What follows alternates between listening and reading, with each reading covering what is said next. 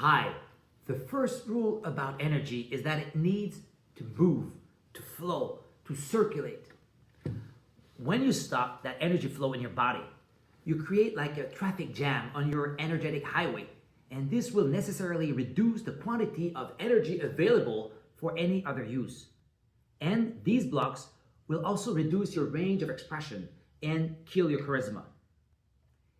Here, I want to define energy blocks, talk about their causes and effects, and see how we can remove them. You ready? Let's do it. So, what is an energy block? A block is a contraction of energy, as simple as that. And this contraction is really an active effort, and that's why it consumes so much energy.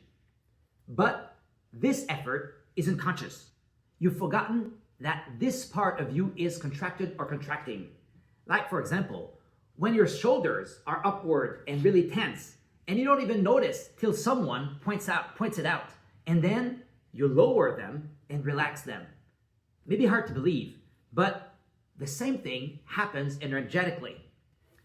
Sometimes there can be a muscular contraction, but not always. And sometimes you can feel that contraction if you pay attention, but most of the time you don't. And this contraction prevents your inner energy from flowing like a barrier or a dam that stops the flow of the river, leaving the water stagnant and creating a swamp. The same thing happens to your energy, my friends. It gets stuck in the place you're tensing, which can cover a large area or a smaller one, but affects all the energy around it. Like a black hole, if you will. It takes your energy away. And that will, of course, affect that will also affect your behavior, of course. So, why do we block our energy like that? Basically, a block is created by something we don't want, something we perceive as negative, and we contract to avoid it. In other words, it's an unconscious resistance we're placing on something we don't like. For example, your boss tells you something you don't like, but you can't tell him to F off, right? So you control yourself not to explode, and you become tense, and you contract something inside of yourself. Do this on a regular basis, and a block will get created. This is called path solidification.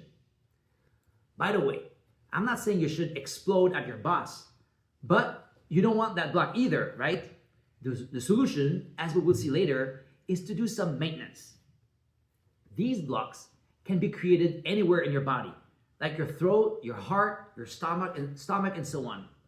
But the most common place for energy blocks to form is in the pelvic area.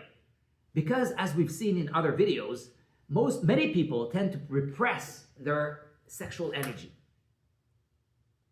Now, how do these blocks form exactly?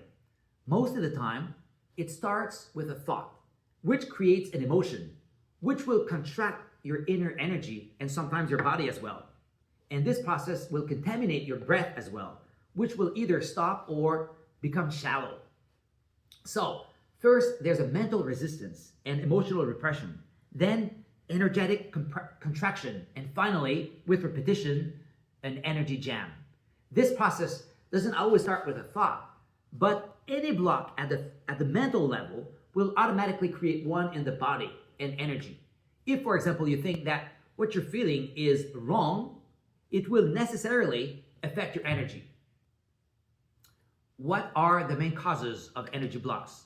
I'll give you two big ones here: emotional repression and childhood trauma. We've already talked about repression. For example, you're angry with your boss, so an emotional energy movement is created, but the energy can't flow as it needs because you block it somewhere, maybe in your throat or in your heart. Now, what I call childhood trauma involves the same process, but this occurred when you were a kid. To be honest, most of our blocks were created during that period of our life. It's not difficult to understand the cause of these blocks. When someone is about to hit you, for example, you contract to soften the blow. Animals in fear have the same contracting reaction. In other words, we learned unconscious ways to defend ourselves, of closing ourselves down energetically during that early stage of our life. It was the best way we knew how to protect ourselves. We had no other way of protection. And we didn't have much knowledge about the world either. So that's what we came up with. It was our defense mechanism, and it was effective at the time. But the problem is that you're still holding on to that pattern now, even if we have many other better tools to defend ourselves. Let me give you an example. If you're getting ready to receive a punch from a 4-year-old child, you'll probably contract a little, but not that much, right? But if you're expecting to receive a punch from Mike Tyson, you'll have a much stronger contraction inside. And this is the problem. Our contractions are now out of date and disproportionate. Now, quickly, what are the consequences of these blocks? Lack of energy, fatigue, anxiety, and disease, just to name a few. And before closing, what can we do to remove these blocks? First, we need to be able to spot them. You do that by increasing your awareness through somatic meditations, body scans, and yoga nidra, for example. You can also try to follow your negative feelings. Ask yourself, what feeling am I avoiding because of external or internal reasons? And that may lead you to a certain part in your body. Processing your emotions through a journal or therapist is also a great way to do energetic maintenance. Then you must apply some tools of expansion, like breathing and energy exercises. Listen, I'll have to make another video to explain all this. Another aspect I'd like to talk about later is how energy blocks can be detected through body language. Here's my last word. Don't see a block as an obstacle, but as a tool, as a signal. This is just your body and energy speaking. But are you listening? Thank you for your attention, and see you soon.